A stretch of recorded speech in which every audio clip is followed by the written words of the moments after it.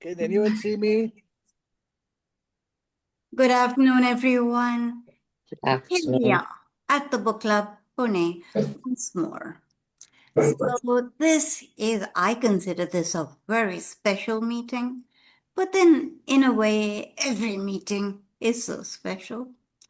But today we have a sort of a Wow. conflating of storytellers, Pune, and the book club. Now, Chetan Shetty has been. 32 people more. Huh? What? 32 people. Oh, wow. Has been a member of both for many years and is such an excellent storyteller, as you will find out today, of course. I've had the opportunity of listening to him many times.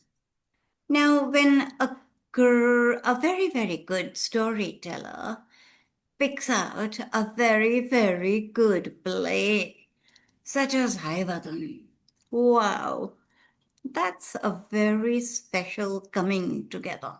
And that's what has happened today. So it's a very well known story. It's a very powerful story. So, Chetan, we're looking forward to hearing it told from your perspective. Over to you, Chetan. Thank you, Moini. And two friends they were, one soul, one heart. They saw a girl and forgot themselves. They could not understand her part.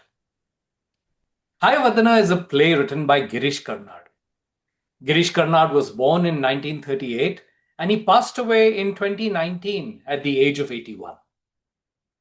Girish Karnad was a pioneering Indian playwright, actor and filmmaker too, who reshaped modern Indian theatre by using myth, history, and folklore to interrogate contemporary political, social, and moral dilemmas. And in the same spirit, I'm counting on you, today's audience, to use today's story to interrogate our own political, social, and moral dilemmas. Writing mainly in Kannada, which with landmark plays such as Yayati, Tughlaq, Hayavadhna, Nagmandala, he brought global sophistication to regional theatre while remaining deeply rooted in Indian tradition. As a person, Karnad was a Rhodes Scholar, a public intellectual, and an outspoken humanist who consistently opposed communalism and defended the freedom of expression. He was a shining example of all the great souls who live a life where artistic courage and moral conviction are inseparable. I call him India's greatest playwright. He called himself an urban Naxalite. The play Hayavadhna was written in 1971 and performed in a number of languages ever since. Hayavadhna means horse faced. Haya meaning horse, like the horse avatar of Vishnu is called Hayagriva. Vadana means the face or the mouth. I will present today a very short synopsis of one thread of this multi threaded play. So here we go for Hayavadana. Kapil and Devdat. Devdat and Kapil were the best of friends. And though they were quite different from each other, Kapil was the physical one. He was a regular at the wrestling akhada and would win every wrestling bout he got into. Devdat, on the other hand, was the scholarly one, who read every book there was to read and had the best lines of poetry for every occasion. Not only were they so different physically and intellectually, but they also came from quite different social and economic backgrounds. Kapil's father was the blacksmith for the king of Dharampura, whereas Devdat's father was the renowned scholar Vidyasagar. And yet the two of them were thick friends, devoted to each other. And maybe it was because they felt that they completed each other. Where our story begins, one evening, Devdat was terribly distracted and disturbed. And after persistent inquiries from Kapil, Devdat finally confessed to Kapil that he had fallen hopelessly and completely in love with a girl called Padmini. Her forelocks rival the bees.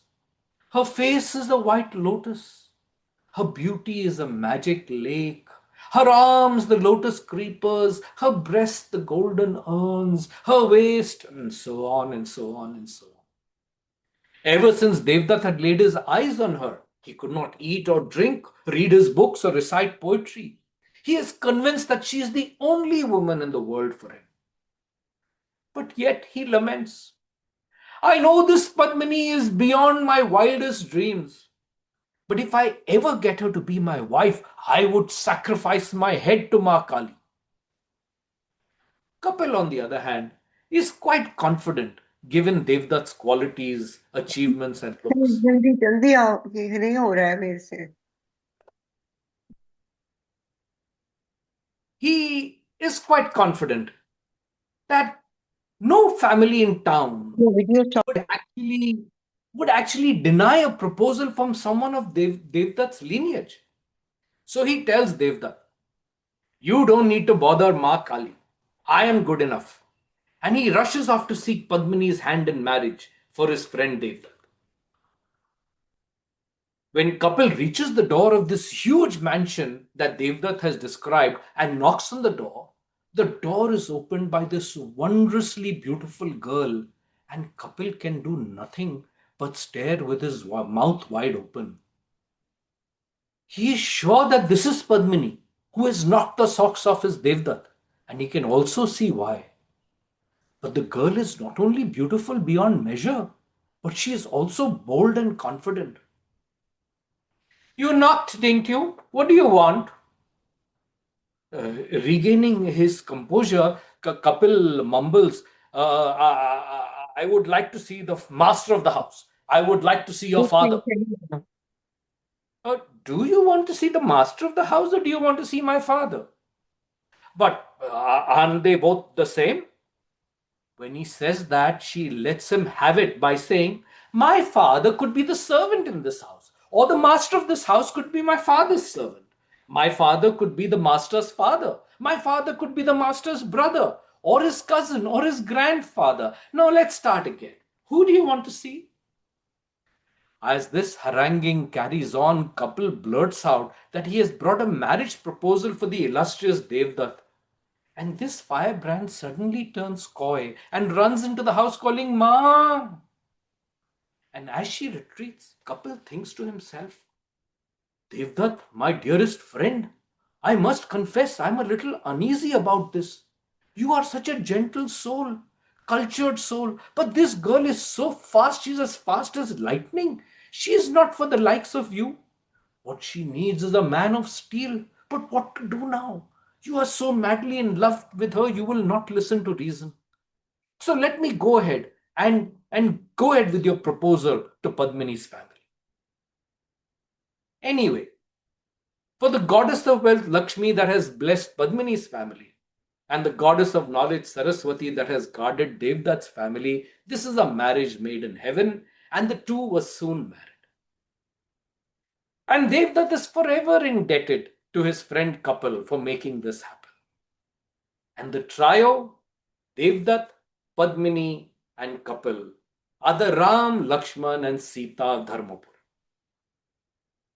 However, all is not well in paradise. Marriage, as we know it, is meant to be for a couple, not for a threesome. And while in some cultures they may have accepted a man with more than one consort, whether married or not, there are very few societies that have accepted a woman consorting with more than one man. Now, Padmini, while she loved Devdat as a husband and respected his poetry and wisdom, she was also a fan of Kapil's muscularity and energy. She loved having him around. I like making fun of Kapil. He is so innocent. He looks like the devil, but when he blushes and giggles, he is like a coy bride. And indeed, Kapil did blush and giggle a lot around Padmini. Kapil had always been devoted to Devdat, and he attributed his devotion to Padmini as an extension of that same friendship. He enjoyed all the attention he was getting from Padmini and was quick to respond to Padmini's slightest request. He was like her puppy dog, wagging his tail and just waiting for Padmini to ask for anything. And as you can well imagine, and many of you may have experienced it too, in any love triangle, the one that burns up from inside the most is the one who believes that he or she is entitled to exclusivity, which in this case was Devdat. Devdat was very uncomfortable to say the least. He constantly complained to Padmini about Kapil not giving them their space, and Padmini would laugh it off or taunt him about being jealous. Often it crossed his mind, does she really not see? Or is she deliberately playing this game? But Devdat, being the cultured and well-read man that he was, would never admit even to himself that he was jealous of Kapil or he doubted Padmini's love. One day, 6 months into the marriage, Padmini now pregnant, the three of them decided to take a trip to the Ujjain fair. Padmini had to only express a desire and Kapil organized everything. And Devdat became just a passenger. On the way, they stopped at a location which was quite unique because on one side of the road there was the temple of Lord Shiva, and on the other side of the road there was a temple of goddess Kali, though it was now quite run down and dilapidated. So when they stopped there, a couple suggested, let's go to the Shiva temple. And as they turned to head towards the Shiva temple, Devdat made an excuse of some pain in his leg and said he would stay back. And he insisted that Padmini and Kapil go ahead. And as they head off to the temple, Devdat watched them, and in his mind he said, goodbye, Padmini. Goodbye, Kapil. You are both so precious to me. Take care of each other. And Devdat then goes in the opposite direction to the Kali temple. It is dark and dingy, and he enters and he says, "Oh Ma Kali, forgive me for not keeping my vow that I would offer you my head if Padmini married me." And so saying, he takes Ma Kali's sword and he severs his head from his body. His head separates from his body and the lifeless body collapses to the ground. Padmini and Kapil return from the Shiva temple, and not seeing Devdat there, they begin to worry. Kapil asks Padmini that since she's pregnant, she should wait at the cart while he goes off to the Kali temple to inquire and see if Devdat is there. He goes to the Kali temple and he is shocked at the sight of his friend's lifeless body. "Oh, Devdat, were you so angry with me that you forgot that if you had asked me to jump off a cliff, I would have done that for you? Then shame on me and shame on my life." And he picks up the same sword with ease and he severs his own head. Another head rolls to the ground and another lifeless body falls on top of it. After a while, Padmini gets fed up of waiting and follows to the Kali temple to see what these two friends have been gossiping about. She enters the temple and, peering in the darkness, is aghast to see both of them in a pool of blood. "What is this? Devdat dead, Kapil dead. How could you do this to me? How selfish of the two of you. Everyone will say that the two of you killed each other fighting over this whore. I cannot face that, so let me also die." So she picks up the sword with great difficulty and points it at her breast. And just then, goddess Kali comes alive and says, "Wait, Padmini. Put down that sword. I am pleased with you. Put the heads of these two bodies back together and touch their necks with the sword, and they will come back to life." Excitedly, Padmini gathered the heads, and while fumbling through it, she asked goddess Kali, "Oh, thank you, Ma Kali, oh, thank you. But may I ask you a question? Why didn't you stop Devdat? Or why didn't you stop Kapil? If you had stopped either one of them, it would have saved me this agony." Ma Kali shakes her head at this girl's audacity and says, "Only you told the truth. That learned Devdat pretended to come here to keep his promise and not because he was burning with jealousy. And then that hunk of a couple comes and says, "Oh, it's for my friend, for my brother." He didn't say that he knew he would be accused of murdering Devdat. Only you were honest. As shameless as you are honest. And the goddess vanishes. Padmini quickly puts the heads together and touches their necks with the sword, and lo behold, the two come back to life as if waking up from a deep sleep. "Oh, my head, it feels so heavy. Oh, my body." And as they squint and open their eyes and adjust to the light, they realize that Padmini has mixed up the heads. So now Devdat's head is on Kapil's body, and Kapil's head is on Devdat's body. They are thrilled. We were only friends. Now we are brothers. We are blood brothers. We are body brothers. And they dance around singing, "What a good mix. No more tricks. Is this one that or that one this?" But as they start planning their return home and discussing how will they explain this, soon the question arises, who is Devdat and who is Kapil? Is the head or the body that decides our identity? Is it the brain or the heart that makes us who we are? And of course, the immediate question is, who is Padmini's husband? And so the two inseparable friends begin to fight. The one with Devdat's body and Kapil's head claims, "It was my hands that tied the Mangal Sutra around Padmini's neck, and it is the seed of my loins that is in Padmini's womb." Whereas Devdat's head quotes the Shastras. The Shastras say that the head is the uppermost and most important limb, and therefore the head decides the person. They almost come to blows, but this time, both the intellect and the physique, the brain and the brawn, are with the same person. The person with Devdat's head and Kapil's body. So they turn to Padmini and they ask her what she wants to do. And in a pivotal moment, Padmini chooses the man with Devdat's head and Kapil's body as her husband. That way, she gets the best of both worlds because she now has Devdat's intellect and Kapil's physique. So hereafter, we will call the man with Devdat's head as Devdat and the man with Kapil's head as Kapil. Kapil is shattered and crestfallen. Before they leave, Padmini whispers to Kapil, "Don't be sad, Kapil. It is my duty to go with Devdat. But remember, I'm going with your body. Let that cheer you up." That line brings no cheer to Kapil. Heartbroken, he exiles himself to the forest. Devdat and Padmini go home happy as ever, complete in themselves. Soon a baby boy is born and they are a happy family. Devdat is happy with his new body. He finds that his body at times has a memory of its own. So though the Devdat of old would never have stepped into a wrestling arena, this Devdat cannot resist a good fight and he wins effortlessly.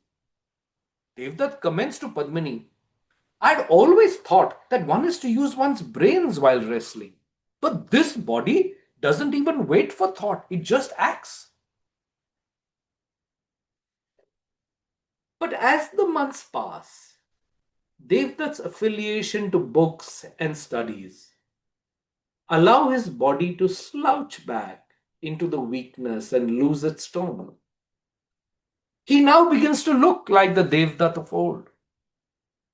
Not only does he lose his physique, but he is less interested in outdoor activities like swimming, etc. And overall, he is a less energetic personality. And Padmini begins to long for that energy, that muscularity, that physicality that she had now become used to. She begins to now see Kapil, the Kapil of old, in her dreams, and even thinks of him all day. And then the Ujjain fair is once again the excuse. So she sends Devdat off to the Ujjain fair to buy toys for their child. And while he is gone, she takes her son and goes deep into the forest in search of Kapil and finds him. And just as Devdat has slipped back into his own self, likewise here Kapil has worked hard in the forest and made his body, Devdat's body, into a well-toned muscular physique. At first, Kapil shuns Padmini and asks her why she come to him.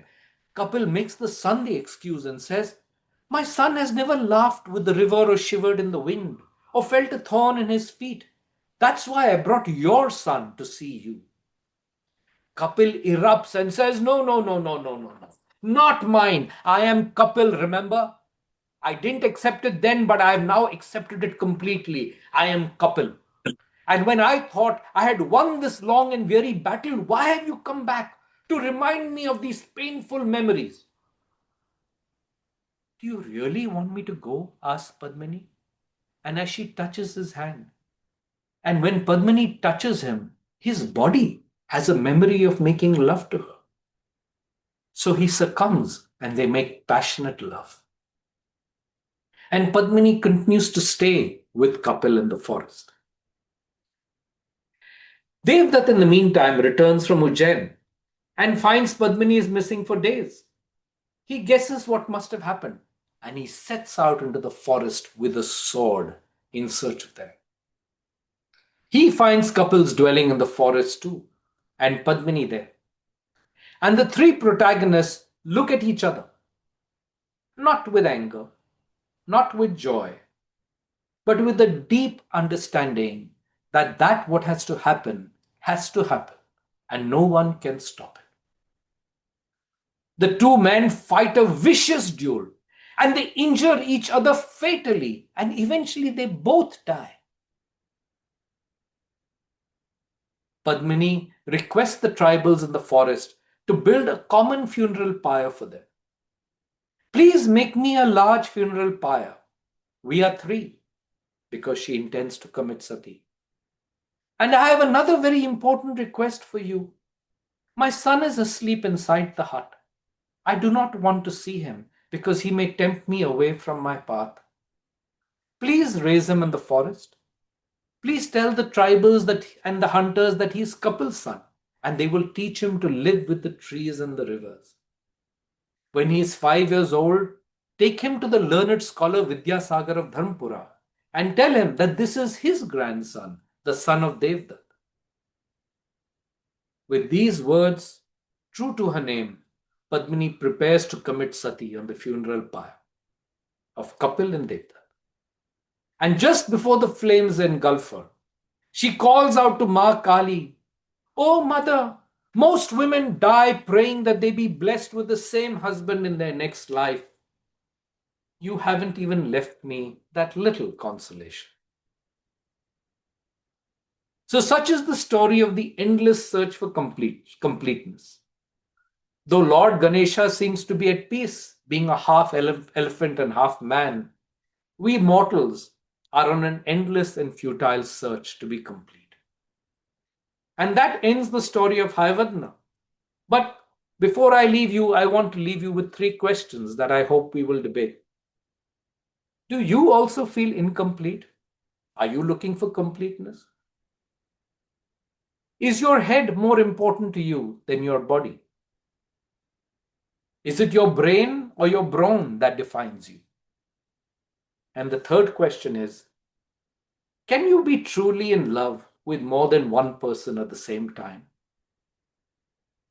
And is every such story doomed to be tragic, often have a gruesome end? Ladies and gentlemen, these are the themes that Hayavadhna brings to my mind. If you have some others, we can talk about them now. Thank you so much.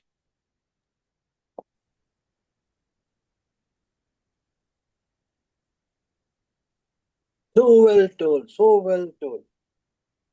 Okay, guys, now slowly say undo yourself and one by one ask questions. Monali, I saw you open up first. Come on, go ahead. Talk. Elaine. Hi there, Elaine. Seeing you after some time. You're coming on next. Hi, Thank you, hi. Chetan sir. It was a wonderful presentation. I'm really speechless after this. I mean, there has been a time when I had the privilege to teach this Hayavadana, and we have had elaborate discussions, and my students have raised some questions that were not even palatable for a classroom. Like they would say, "Where's the harm in at least having or being attracted to somebody outside a wedlock?" So they would even ask, and they would even say that and they would have the courage to say, for example, that it is possible to feel attracted to somebody or be in love with somebody outside a wedlock, and it is it is not just possible, but it is quite rampant. It may happen behind the curtains, under the covers, but it happens all the same. And in today's world, of course, it is under the garb of a very civilized society, but it happens, and it is very rampant. And you mentioned about incompleteness. I would rather see it as an imperfection. Even before the play begins, the play typically begins like something of an Indian folklore. So it is with a worship to Lord Ganesha, and then it ends also with Lord Ganesha's commentary about the characters. And of course, we can see how he too is a combination of a human being and an elephant. There is a place where goddess Kali tells Padmini, "I'm so sorry, I did not see the men fighting and kill themselves. I too went off to sleep." Okay, so even there's this goddess confessing her mistake. So again, we can see imperfections, and that is, I think, that is what Karnad is trying to say, that we are all imperfect in some respect or the other, and the moment we accept it, we can accept a lot of others um, issues as well, and that actually can bring about harmony. So thank you very much. Well said. Well said. Uh, I saw Kala go saying something. Kala, are you there now? Say something. Kala, go ahead. No, I wasn't saying anything. I'm still soaking in the story. Huh. Okay, go ahead. Tell us what you feel about the stories on. No, can I say something? Who's it? Vasudha. Yeah, go ahead. Please go ahead. I would like to Put answer. on the put on his vision. On your video, Vasudha. We would like to see Yeah, you. sure. In fact, we'd like to see everybody now. Yeah. Yeah. I would like to answer the three questions raised by Chetan. Hmm. Imperfections, fine. I think this lady Padmini, very licentious. Is what? Boy, licentious. Okay. Okay.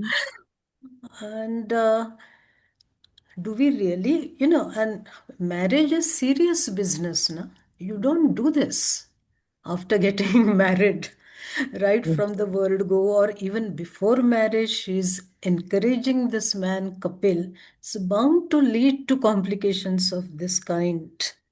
But can your heart Hmm? stop something that it feels? Hardly, hardly. Her heart is not in it. She's playing with two men. Yes, so And no, and what rules us, head or brawn? That was the second question. I would say it's the head. Okay? It ought to. It ought to. And most of the time it does. I think even your answer to the first question is more of an ought to, it ought not to be done. A what? You said they're not done, but hey, that's what our social morality has taught us. But can we all go by that morality always? Don't you think things which you ought not to? Oh, I may think about them, but I won't do them. aha. Oh. And as long as I don't do them, I hold the moral You can't be compass. complete, can you? If you have something in your heart and you're outside, you have something different. No, You're no, not and complete. perfection is not, is not the goal either. Oh, I see. Well, no one can really know what perfection is, can one? One believes in perfection of a certain kind, but everyone has his own idea of perfection, if at all one has it, and if at all one moves towards it. Does one? One doesn't know. No, I No. disagree. No, we don't aim at perfection. It's not possible in this world. Hmm. You may like, you may dislike persons, and these also are such transient things, you see. Like turns into dislike in marriage. But you remain committed, no? That is what marriage is all about. You can't be Okay. licentious like this, Padmini. Not in a myth anyway, which is giving you lessons. Maybe otherwise. Find yourself, yeah. You're doing the should not business. Ah, Okay. Now, can I pop in with a little observation? Veena also wants to say something, but maybe after Moini. Moini, after you finish, Veena wants to say something and then Kala. Yeah, sure. So, at some point, Chetan said, could not admit to himself. Yeah. This admitting to yourself, oh my God, this is so such torture, isn't it? And I thought of a movie which I subtitled once, long, long ago, Achut Kanya. In which Ashok Kumar and Devika Rani are childhood friends, huh? And then, but he's a high caste and she is a chhoot. So the families get them married, not to each other, of course, but to different people. At one point, Devika Rani's husband, who works for railway or something, he says, no one is happier than me. I have this good job. We have this little house. I have you and I love you. Isn't this perfect? And she's doesn't say anything. And she doesn't say anything. He says, why? Don't you love me? And her response is, ये तो मेरे लिए सोचना भी पाप है. She doesn't say yes, she doesn't say no, because she cannot admit to herself that she doesn't love him. So there are these stances which you cannot even admit to yourself. Now, that's all I have to say for the moment. Later, I would like to come back with a more modern play which seems to echo this one. Who's next? I think Veena Veena. wanted to say something. Come on, Veena. Yeah, you've stopped my video. oh, Nope. no, you had to start it yourself. No, there's they said host. Okay. I can't control your video, Veena. Okay, I can't get it on. It's okay. I'll just speak. Hmm.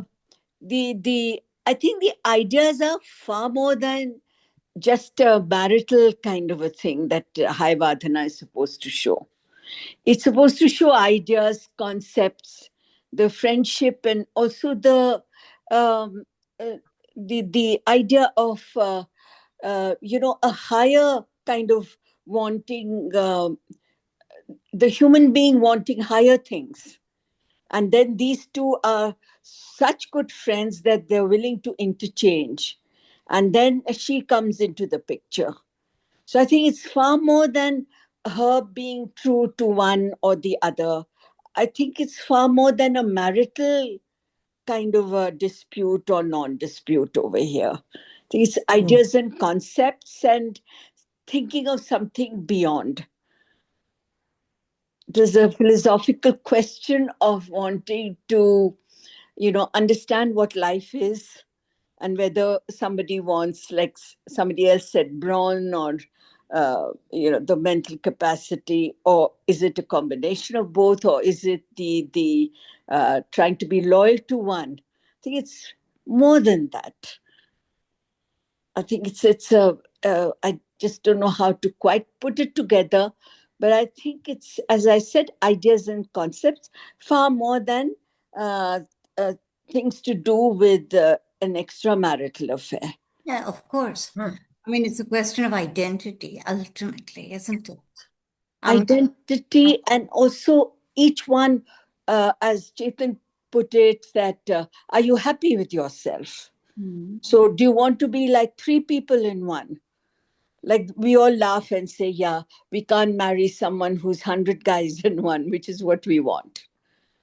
Ah, And you the men, said men also may want the same. you said it. Vasudha, did you hear her? You say shouldn't isn't the word here. So I think it's far more than the question of just an extramarital or non-marital or anything like this. It's at a higher realm of identity, as you put it, and a lot more else Correct. that Girish Karnard really wanted to show. In Kannada, it comes out a little bit better. Here, I See, think one does it? lost. That's interesting, does it? In Kannada, it comes out better, you're saying. Yeah, the questions come out more sharply. I And see. in his play also, in his original play, which I have seen much earlier. So it's interesting to note, but of course, it's not of the thing that we are discussing immediately. But I can understand why we go into that. Mo Shalini is waiting. Yes. Kala had something to say as well. Kala and Shalini. Shalini has her hand up. Okay, let me go. I mean, having heard everyone's comments, I go to the recent case of Dharmender's passing, which has happened, and whatever bits and pieces I've read, his wife, Prakash, says, as a woman, I understand what Hema Malini felt or feels, but as a wife and a mother, I can't accept what she did. But not one word about her own husband, Dharmender, which I find quite strange. It's at the end of the day, it's about self-control. We may want a lot of things. As I pass by a Rolex store, I may eye it, but can I really get it? Or do I really need it? Each one of us, that's what we need to ask ourselves. Our values come into play, yes. We may, like you said, we want 100 child in one child, forget a spouse. Even when it comes to our children, we wish they had this from this home, that from that home, but it's not possible. We have to learn to embrace what we have received. So at the end of the day, it's about us and our self-control. I think that's all I have to say.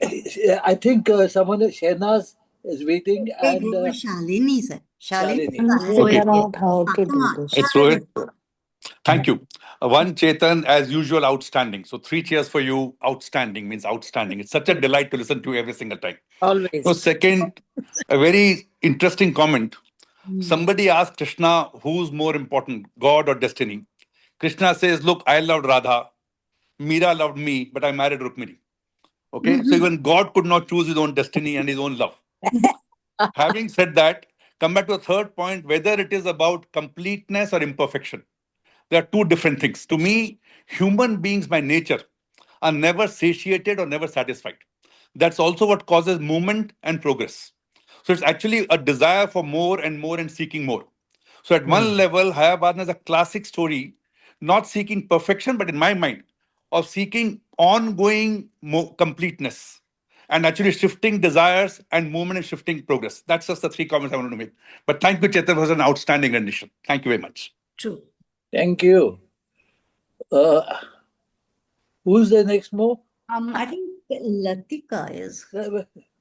Shalini, I mean, whoever, please switch off that I'm hand up. trying to do that. Just allow me a minute, please. I'm just trying to do that. One second. What's your name, by the way? Yeah. I'm Rohit. Sorry. Rohit. No, I don't see Rohit. That's why I was wondering. Name is Shalini. Anyway, yes, Latika. So I wanted to ask a couple of questions. And of course, thanks very much to Chetan. Chetan, you did a marvelous job. You really brought so much emotion into it. I wanted to ask about the play itself, whether you say it's a search for completeness or perfection or whatever. Does the kind of story that Girish Karnard has written in this play, the idea behind those characters, do you feel that these people have not done anything wrong to themselves, but there's one person who started, I think it was Kapil, who started by killing himself, and the other one killed himself.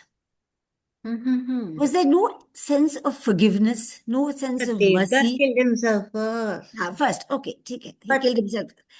either way, both killed themselves, beheaded, for something which eventually, I felt that did this need something so enormous as death to move in the move towards seeking completeness or perfection?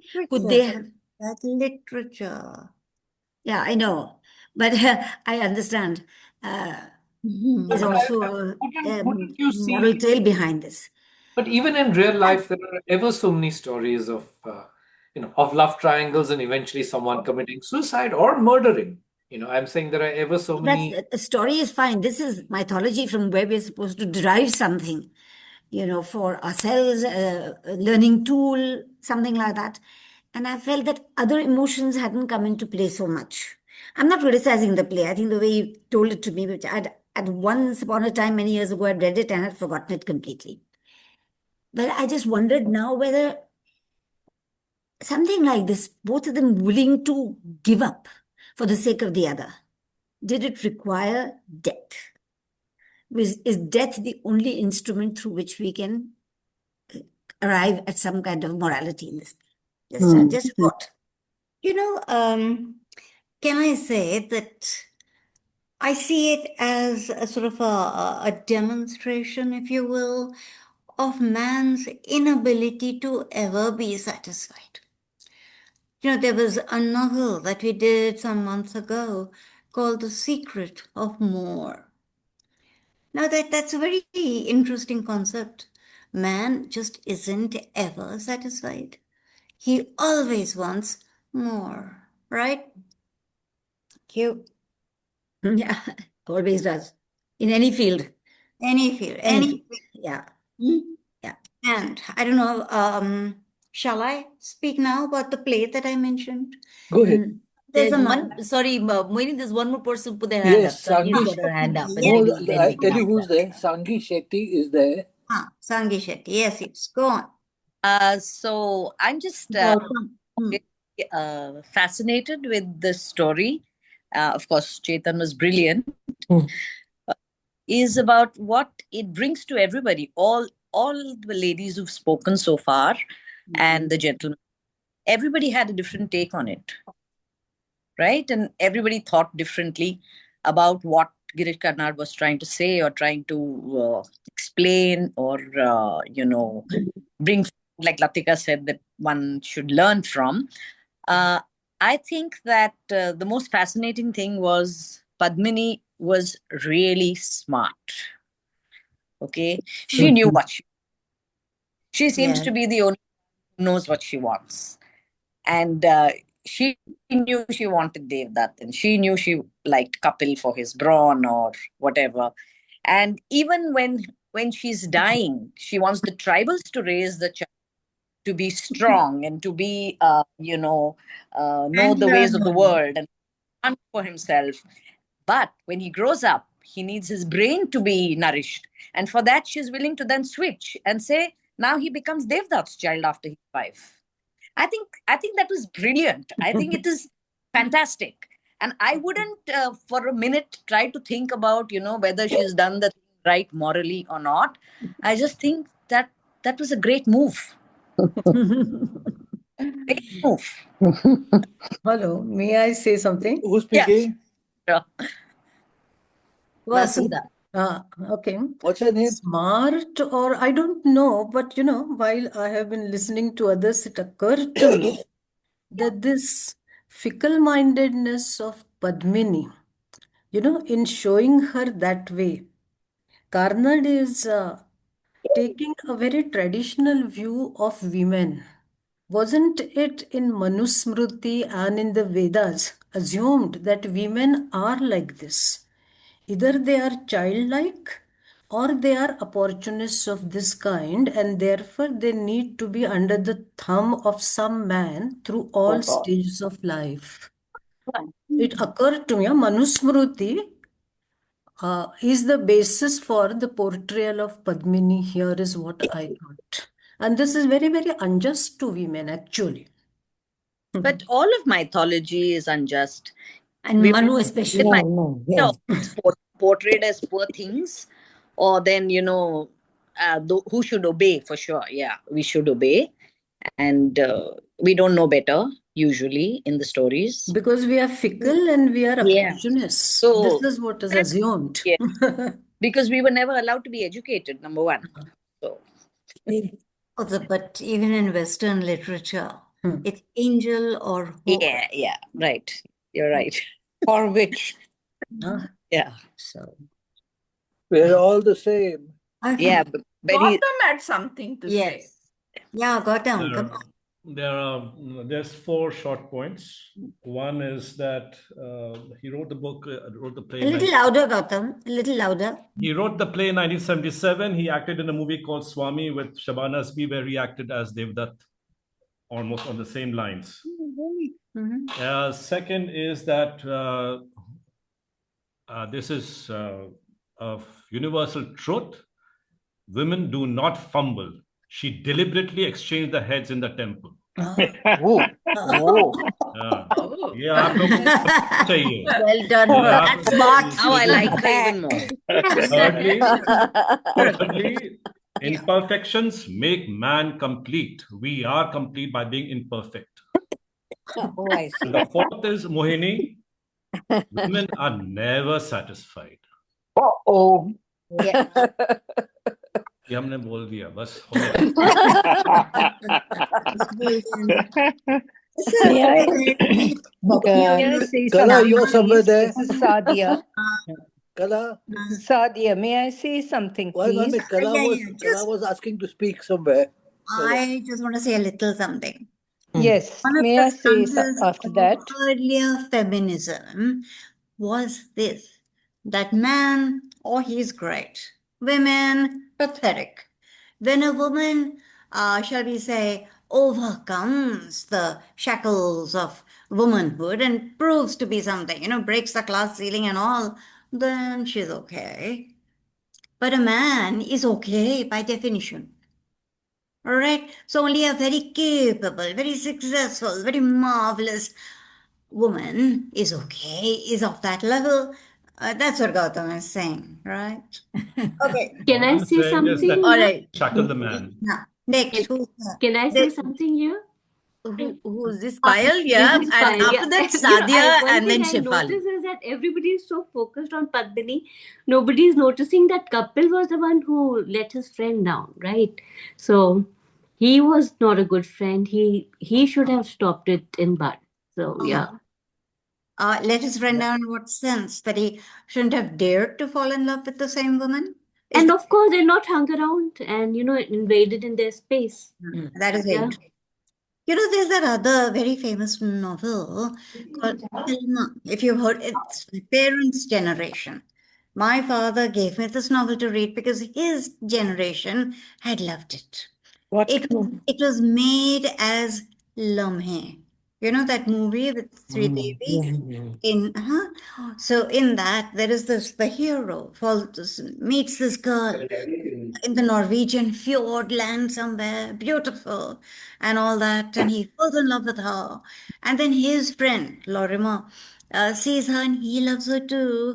But as Payal said, he did not invade their space. He stayed out of their twosome, allowed them to be happy, although his friend knows very well that he loves Thelma as well. But nothing happens because Lorimer has that self-control, which is a word that Vasudha had used. Okay, now, so this what am I going to say? This kind of thing, this theme happens. I mean, recurs, shall we say, in literature because it recurs in real life. And one of the things that I pointed out is there are lots of things that ought to be and should be and all that. But hey, they are not always that way. Because that's one thing. And this Dharmendra and Hema Malini, I always thought that was such a brilliant solution that they reached. He lives with his wife. Hema's happy with her daughters and doesn't seem to need more of Dharmendra than Dharmendra is giving. It seemed to me formula for success. And ultimately, each to his own, for God's sake, each to his own. Yeah, You that is have to true. find your happiness. If Prakash Kaur is happy with the amount of dharmendra she has, and he has not let her down, he has not abandoned her, not divorced her, and if Hema is also happy with the amount of dharmendra that she has, well, that's great. No one criticized it. And if you notice, nobody has criticized this trio or whatever you call it, the way they've handled themselves. Okay, now if I may, I want to mention a modern play which is doing the rounds and is very successful. It's a Marathi play called Char Chaugi. Char Chaugi means four women. And the way Char Chaugi is used is any four women, average women. Now, in this family, I won't go into the details, but this young girl has two men friends. And her mother at one point says, "Hey, what are you doing? You're leading them on. You can ultimately have only one, according to social rules. So it's wrong of you to lead them on." And then she has this speech where she says, "Why can't I have both? Men have done it through the ages. They've had more than one wife. And it's kind of okay. So why can't a woman? Huh?" It seemed I was so shocked, so terribly shocked when I heard it, like Vasudha. And then while listening, I said, wait a minute. If a guy says this, you say, yeah, of course, happening. Woman says it, no go. So, okay. So, May yeah, I make a comment, please? Who's talking? Yes, Sadia. sorry. Sadia. Yes. So I'm a newcomer to the Pune club, and thank you for including me. I loved uh, the way Chetan had told the story, and just to add a few more things to what already the discussion has been, which has been excellent. I wanted to point out that number one, why is the woman always the manipulator? We haven't raised that point. Padmini is the manipulator. She's in love with both the men for whatever reasons. Then, she brings about, the Devdas feel so badly about what's going on that he dies. Therefore, she has manipulated it. Then Kapil does the same thing. And to the end, Padmini is shown as a manipulator by deciding what will happen with her son, that he will get the best of both worlds by the way she went about it. So I feel that in many plays, we always make the woman the mastermind behind any confusion, any atrocities that go on. It's the woman who is doing it, which has to change, really. And the other thing I would like to say is I think this. Uh, the formula of a woman with several husbands uh, or several men, it is accepted in some cultures and it is proven to be successful in those cultures. It's just a state of mind. Uh, then the third thing is that I think the story has been repeated in various forms, and Thomas Mann, the German Nobel Prize winner, has also written a similar story. So that's my addition to the comments. Elaine Kocher is there. Hi, Elaine. You haven't said a word. Oh, she did. I thought she did speak. Did she say that? Okay. Shifali, you wanted to say something as well? No, actually, I didn't Yes. speak. But yeah, I will if there is time then. Go on. Huh? Shifali, you want to say something? Please. I'd just like to say that, first of all, thank you for having me. Attended several of your sessions, but yeah, this is the first time I think I'm speaking. I read the play many years ago, I must confess. The story, as it was narrated today, was really engrossing. And I was particularly intrigued, we haven't touched upon that, by the relationship between the two men. We've made Padmini the center of this whole play, and possibly she is, without reading the play now, I can't recall. But just listening to the story, I was really wondering what the relationship between the two men was. They're friends, they're close friends, and yet they seem to be opposites. It's as though each finds in the other what completes himself, touching upon Mm-hmm. what questions. And I wonder to what extent there is a little bit of a homoerotic element. When if Devdat is jealous, who actually is jealous of? Who is he blaming? It's just a question. It's a thought that occurred to me, and I wonder whether in the play there is anything to suggest that, to support that possible reading. And those of you who have read the play more recently or who are more familiar with it, I was wondering whether you might have some thoughts on this. Mo Kala is there. She wanted to say something. No, but would Chetan like to respond? Yeah, Come on, so Chetan. Go ahead. yeah, this is an interesting angle that you brought in, Shifali. To my reading, I mean, and I've read the play several times over to make up the story. I'm saying I never got that angle of the the homoerotic concept between that, but I'm saying that it's a great angle. I mean, in a way, he is jealous of both. He's losing his wife and he's losing his best friend. I mean, he's losing on one side this friendship that he had that was quite exclusive, and he's losing, I mean, he's not the center of his wife's life either. So I think that that's a very good point you make, that he's getting burnt on both sides. No, dost na raha, pyar pyar na raha. So it is, he's on both ends. That's where the movie came from. Sorry, yeah, Elaine. Sorry, you wanted to say something as well. Who was? I think. Elaine Again, wants to say something. You have to unmute yourself, Elaine. Kala. Yes, I'm just going to do that. I thought it was a story that that awakes a lot of compassion for all the people in it, the woman especially. And I don't think it's just a moral, the culture we've been brought up in and to be moral and that she's not allowed this and that. But there are people in India who very much allow this.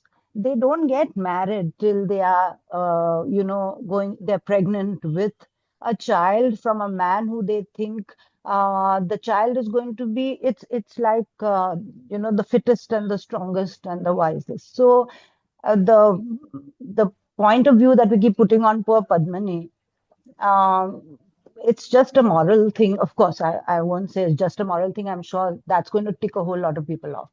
But besides that, I think the human frailties that Girish Karnad brings up in this. Everybody has some human frailty, and I think you need to, at least I need to look at everybody's, these little things that you can't help, and your heart rules your head with a lot more compassion. I mean, after all, at the end of your life, you're going to regret a lot of stuff, and we are all going to go to the same place. We are going to die. So, sometimes a little bit of understanding about why people do things and letting it go and just accepting that's what life is all about, all the imperfections, all the little, oh, you shouldn't have done that and you shouldn't have done that. But after 20 years, what is there? What is the big deal? People forgot all about it, and you're going to sit and regret it for the rest of your life. That's it. One perspective. Okay. Each I one brings his think. own. Can I say something? I think the point of the story was not to examine the morality of the characters. The point of the story was to examine the various, dilemmas that arose, whether, we are the head or we are the body, what do we identify with? And I think, had the characters been perfect, nothing would have progressed in the story. The story wouldn't have happened. So it is human frailty that, makes a story interesting. It makes it move forward. So I think those are my two bits. If I may come in, I'd like to touch upon the head over heart, or the is the head more important or the body? And I think that Vasudha started off by saying that right at the beginning, and nobody else has challenged it. And I shouldn't be surprised if 34 of you chose to come for a book club evening. I'm sure you're the 34 people who value your intellect a great deal, and therefore you are going to give your head greater importance than your body, and you're probably looking condescendingly at the people who chose instead to go to the gym at this time. And there are, I'm saying that it's not a foregone conclusion, right? I always feel that if in a class, if there is a boy who's bigger than the other children and he forces his opinion on them, we will always berate that child and say you're a bully and you shouldn't do it. And on the other hand, the smaller kid might be so smart that he's mentally manipulating the other children. And even if we notice that, we'll congratulate the little fellow and say, such a smart boy. He's getting this done. I'm saying boy, the same thing applies to girl as well. So we are very quick to berate someone who uses their physical power over someone who's smaller, and very quick at the same time to compliment someone who's using their intellect to bully Yeah. a person who's less intellectually capable than they are. So we seem to have fallen into this foregone conclusion that the head is more important than the body. And I'm just saying, let's think about that, whether it's really true and whether we should do it that way, and shouldn't we be giving importance to the body. That's a And at the same hand, I'd just like to add saying that, to explain my own incapacity at ever being able to diet and reduce my paunch is that, eventually Devdutt studies and his intellect reduces that physique that he got. So the mind is eventually ruling. So unless you get your head into it, no diet is going to work for you and no exercise regime is going to work for you, is so the other inference that I'm drawing for myself. yeah. I So think I wanted to say, because what I've been thinking ever since Chetan told the story, and thank you, Chetan, for the story, was, just this, that was Girish Karnad a Devdat? And did he suffer the vulnerabilities of not being like, I mean, doesn't that happen very often? And so he created this couple, and he created this alter ego, if in a sense, and then brought about this story where there is this mix of the two of them, and he had to bring in a woman because the story isn't complete without having a woman in it. So, so that was the thought that was going on in my head, actually. I have one more point to make. No, 3 points, very short ones. While everybody has been talking about how the intellectual faculties are placed on a higher plane than the physical faculties, but the appearances are more important than reality in today's world. So whatever happens to us is placed on social media. It is placed on record somewhere. And in case if we think of Devdutt as an embodiment of appearances and Kapil as an embodiment of reality, then we see that there's a constant shift in both these cases at all times. So even there are so many layers, and even that does not remain constant, and that is not even perceived consistently by Padmini, who plays a pivotal role here.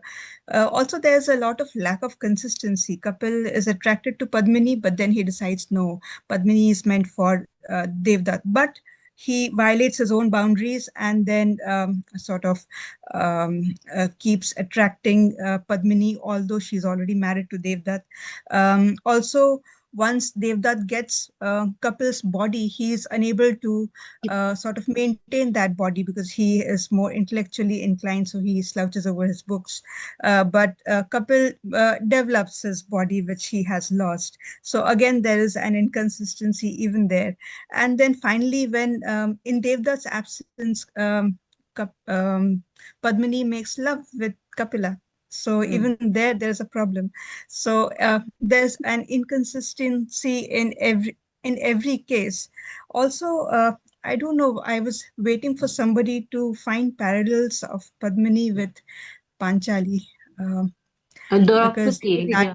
yes, Draupadi. Yeah, so no, So when in I case if she can stay with 5 husbands, why can't Padmini? So that So, was my it way of reminded looking me at of Mahabharata too, because it was like mythology erratic. A lot of characters did things that could not be explained. So, in this also, it was very, very reminiscent of mythology, especially Mahabharata. So, that is what I was thinking about. So, I think in the actions of characters, there's no logic and there's human frailty. But that is what carries the story forward. So, yeah. And the other thing is that, appearance and brains, it's the hand of cards that you're dealt with. And if you're a good looking person, you use that in the good sense. And if you're an intelligent person, you use that. So it's like, what God has given you. Make the most of it. Okay. Wispy is there. Kala is there somewhere. Azra is there. Hi, Azra. Can I? Hi, how are you, Satish? Yeah. Can I It's a come very in? complex issue for me. I can see so many sides to each character. It's too complicated, and I think you can't say a definite yes or no to anything. Life is a mixture of things. That's how I feel. It's not so clear cut. Yeah. Of Satish. course, and that is what Yeah. literature is all about, right? Art. Exactly, exactly. Mm-hmm. This text is, I think, meant to raise questions much more than answer them, right? Yes, I mean, yes. this is what Ibsen said. Ibsen said, "It is not my call to give answers, Mm. only my call to raise questions," right? Mm-hmm. Mm-hmm. Think, yeah. On that note, I'd Mohini. like to add, we've often said in this discussion that maybe Karnad was trying to say this, and maybe Karnad was trying to say that.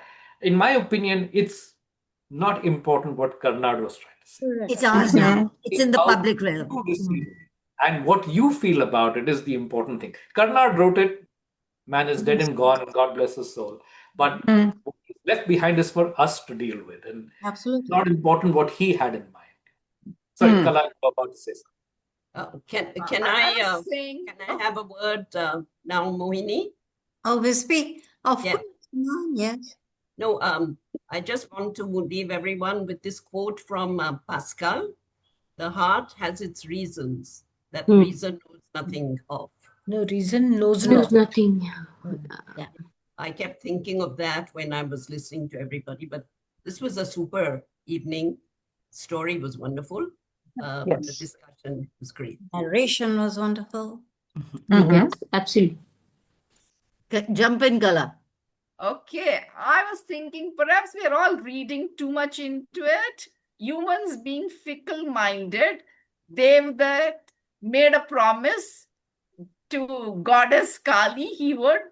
So, in his weakness, he did that. In his insecurity, he read too much. Though his wife, he says, all this is happening. I mean, most people only say, Sawa rupiye ka whatever, chadaunga, chadaungi. But this fellow foolishly said that he was going to give his head. And that's what he did. Because there are so many, I mean, even each one of us, a little thing that doesn't, oh, मैंने कुछ मन्नत मांगा था, I haven't fulfilled. Do I need to fulfill that so that things will go right in my life? So this weak man just went and did that, and there was nothing much to it. I think lots of aspects of human nature Yes. are, discussed, are exposed, discussed, demonstrated. There are still some. Sunita, you want to ask those people who haven't spoken, or if they would like to? Like Sunita, Arun, Harsha, Mary, would they like to speak? Well, if not, also okay. Mm-hmm. Sunita, what about you? You haven't said anything. Just because you're in charge and managing things.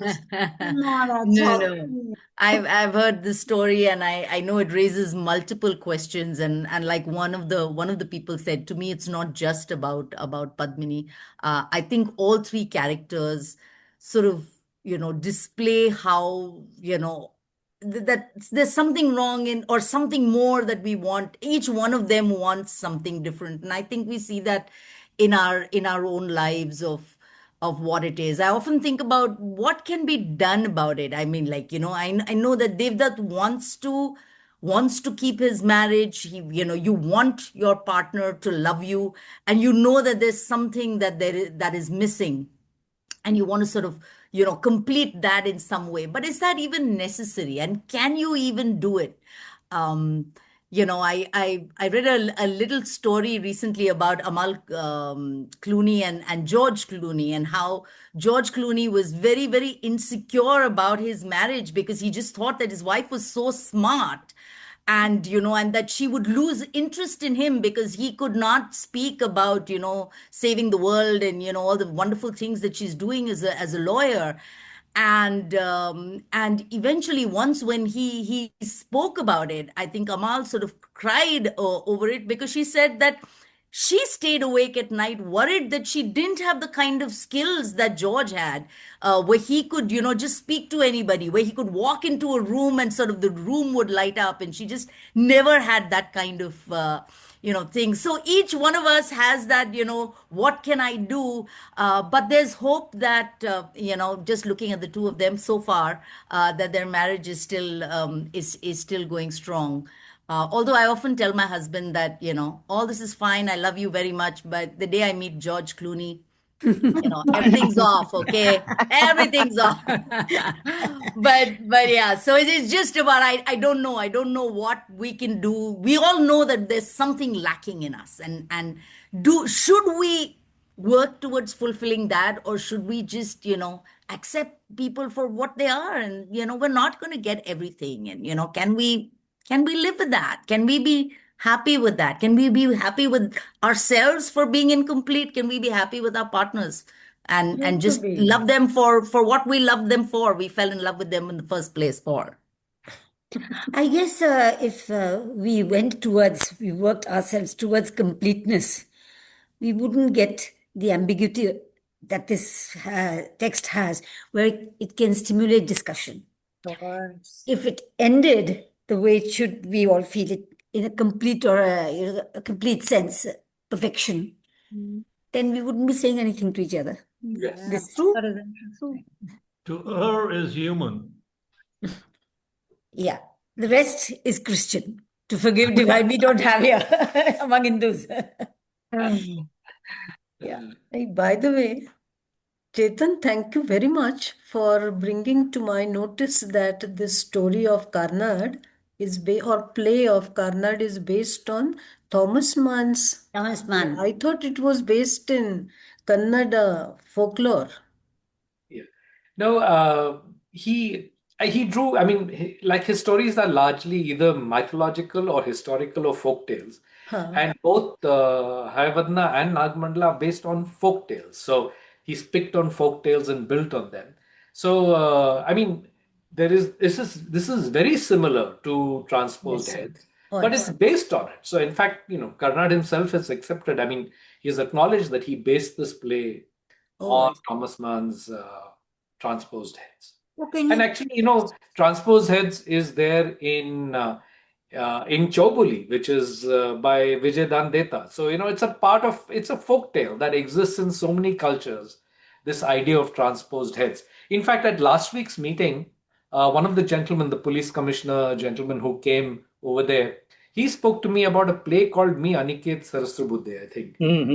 Was actually on the same lines, where a man gets a brain transplanted in him, and so he is having that crisis, that is he the person he was before, or is he the person whose brain he has transported into him? So there have been many beautiful concepts to think about this. It's the whole ship of Theseus kind of idea as well, as to I guess very shortly we won't need to transplant brains or transfer brains.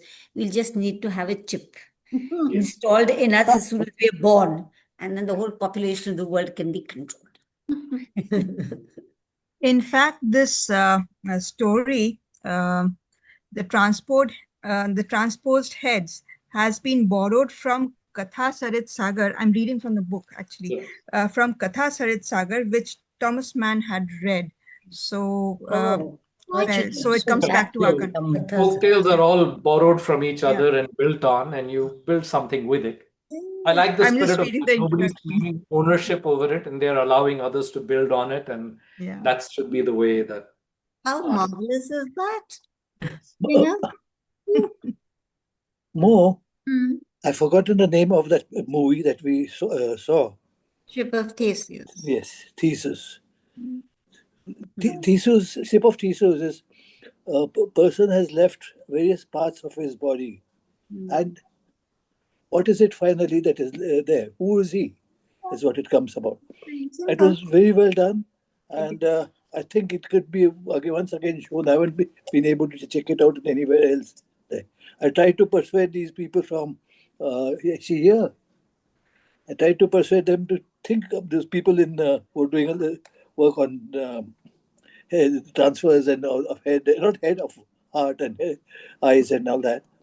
She said she didn't seem to want to be in touch with that. But that's it.